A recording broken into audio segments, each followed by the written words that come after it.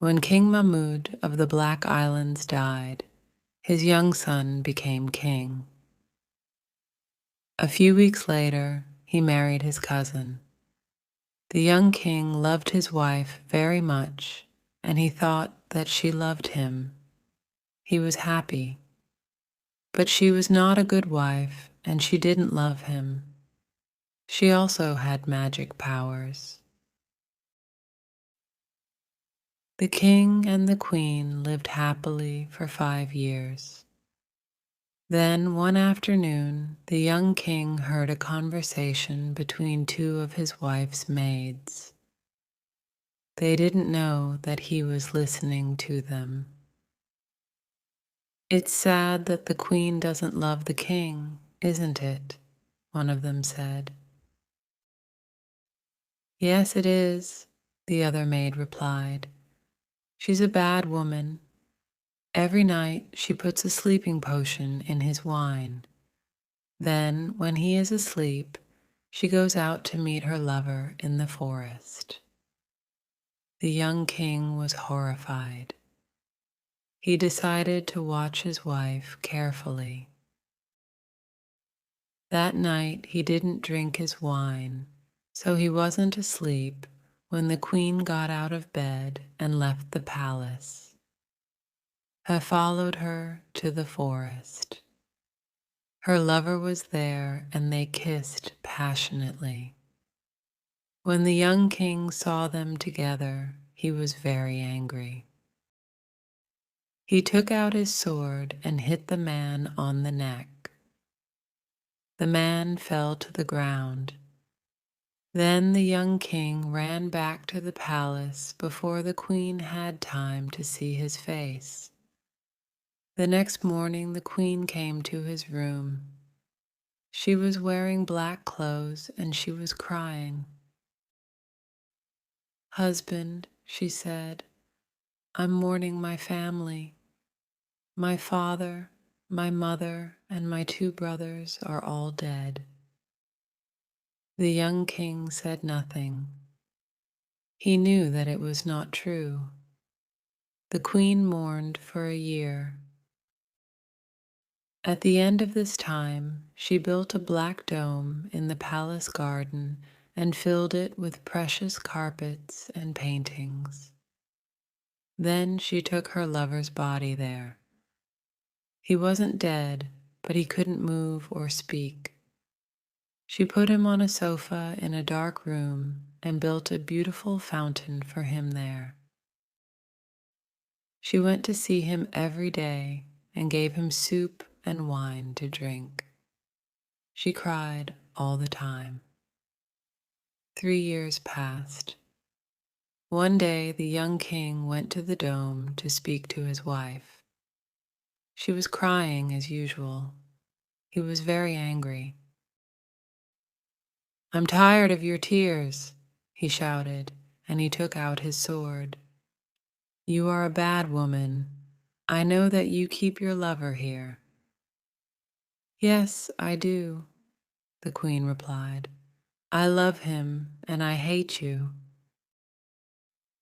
The king lifted his sword to kill her, but the queen put a magic spell on him before he could hit her.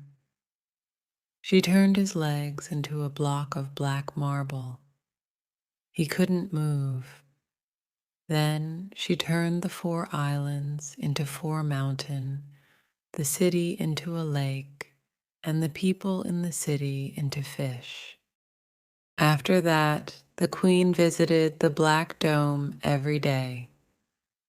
First, she went to her husband and beat him 100 times with a whip. He cried and shouted loudly, but her heart was hard. Then she went to her lover. After giving him some soup and wine, she said, "How are you today, my love? Speak to me." But he never moved, and he never spoke.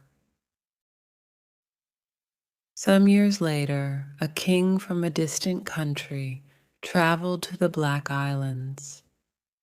He went in the Black Dome and found the young king. When he heard his story, he felt very sorry for him. He promised to help him. "I have a plan," he said. The next day, the king went to the room where the queen's lover was. He killed him with his sword and threw the body down a deep well. Then he lay down on the sofa. Soon the queen arrived. She went to her husband and beat him 100 times. After that, she went to her lover's room. It was dark, so she couldn't see the man on the sofa very well. "How are you today, my love?" she said. "Speak to me." The king answered, "I'm very tired. When you beat your husband, he shouts very loudly, and I can't sleep. Take the spell off. I don't want to hear him anymore." The queen was very happy to hear her lover's voice again. She said, "I'll take the spell off immediately, my love." She went back to her husband's room and took a cup of water, which she heated on a fire. Then she said some magic words and threw the water over the block of marble. "Now you are free," she said. "Go away from here and never come back." The young king jumped for joy, and the queen went back to her lover's room. "My husband is free," she said. "Are you better now, my love?" The king answered, "I'm still tired. Every night at midnight, the fish in the lake jump out of the water and cry and shout loudly. I can't sleep. Take the spell off. I don't want to hear them anymore." The queen immediately ran to the lake and took the spell off. The fish became men, women, and children again, and the lake became a city. The queen went back to her lover's room and said, "The people are free. Do you feel better now?" "Come here," said the king. "Come closer." The queen moved closer. Then the king suddenly jumped up and cut her body in half with his sword. "The queen is dead," he said to the young king, "and your city and your people are free." The young king was very happy. "Why don't you come back with me to my country?" asked the king. "I have no children of my own. You can be my son and rule my kingdom when I die." "Thank you, I will," replied the young king immediately. "I never want to leave you." "Good," said the king. "I'll send my vizier to the Black Islands. He'll be a good sultan." So the two kings made preparations for their long journey back to the king's country.